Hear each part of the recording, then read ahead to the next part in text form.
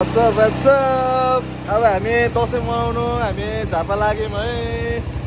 मसँग मेरो भतिज छ यता हाम्रो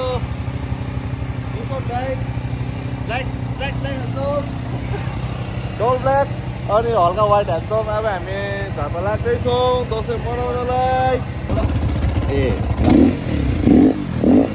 केही भन्न चाहनुहुन्छ तपाईँ?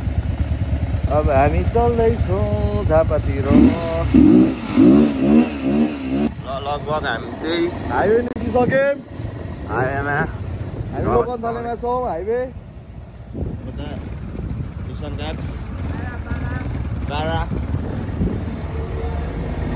लगभग अब हामी रफ्तार आफ्नै रफ्तारमा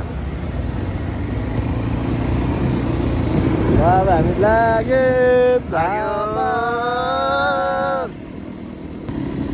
हामी छोटा छोटा क्लिप्स लिँदै जानेछौँ किनभने अलरेडी हाम्रो धेरैवटा भ्लग छ। दसैँ स्पेसल भनेको चाहिँ यो बिहान सबै गाडीहरू निस्किरहेको हुन्छ हल्का बिचमा बस्नु चाहिँ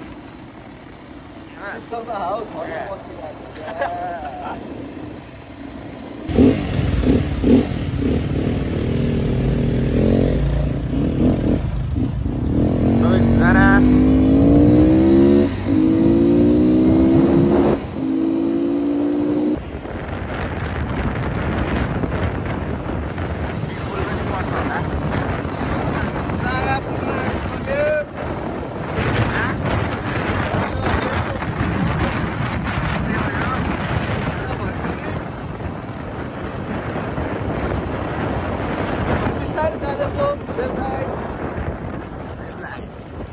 हामी 4 बजे निस्केको छौँ तर अब सनराइज हुने बेला भइसकेको छ।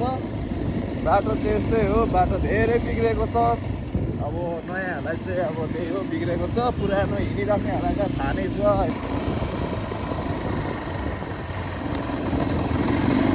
लगभग हामी आइपुग्यौँ। लगभग अब हामी धुलीखेल होइन आइपुग्न आँट्यौँ। अब हामी के भन्छ सिन्धुली जाने बाटो यहाँ टक्क छेउछाउमा आइपुगिसक्यौँ।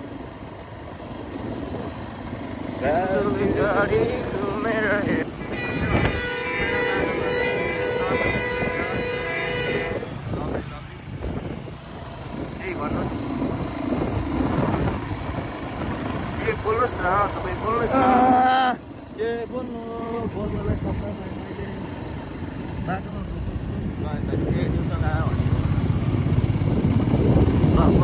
सिधो हुँदैन होइन काका बाटोतिर टेन्सन हुन्छ।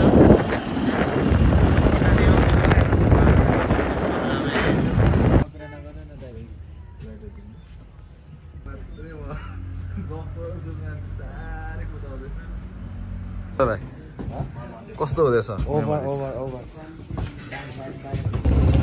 लगभग हामी चाहिँ यहाँ मुलकोट पुग्यो।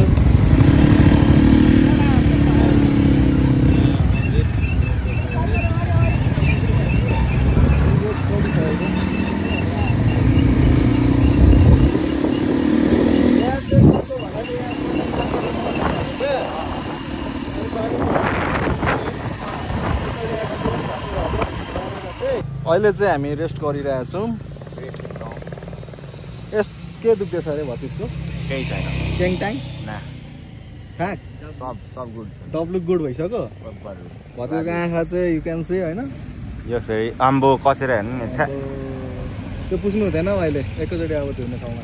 धुलो चाहिँ लाबिस। अनि अब हाम्रो भतिजले ल्याबिस थकाली खुवाउने रे स्पोन्सर भतिज हो होइन।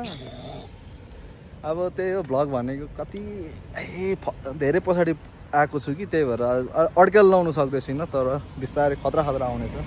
हो अब अहिले चाहिँ हामी खाना आइसकेको छौँ। हङ्स भइसकेको छ भतिजहरू।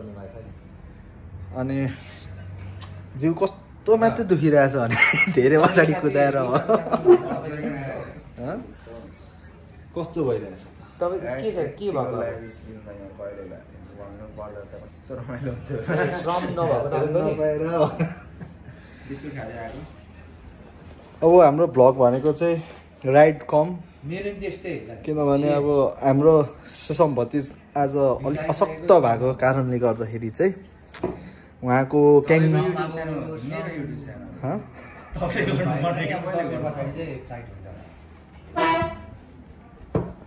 उहाँको चाक चाहिँ साह्रो दुखेको कारणले गर्दाखेरि चाहिँ उहाँले फोन समात्नु पाउनु भएको छैन। त्यही भएर चाहिँ अब हामी चाहिँ यहाँदेखि चाहिँ थोरै थोरै बाइकको क्लिप्स लिँदै जानेछौँ है। तर जिन्दगीमा अब कहिले काठमाडौँ बाइकमा आउँदैन होला। एसी पाएपछि त फेरि यत्तिको सुताइ चाहिँ हुनुपर्छ है। यत्तिको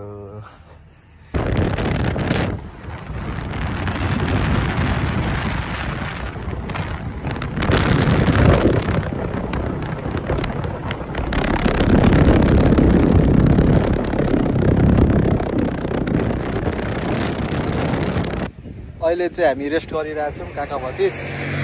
निसन भाइ चाहिँ उल्टै सिन्धुलीतिर लाग्थ्यो, हामीलाई खोज्दै हामी चाहिँ यता गयो भनेर खेताको खेताइ गरेको।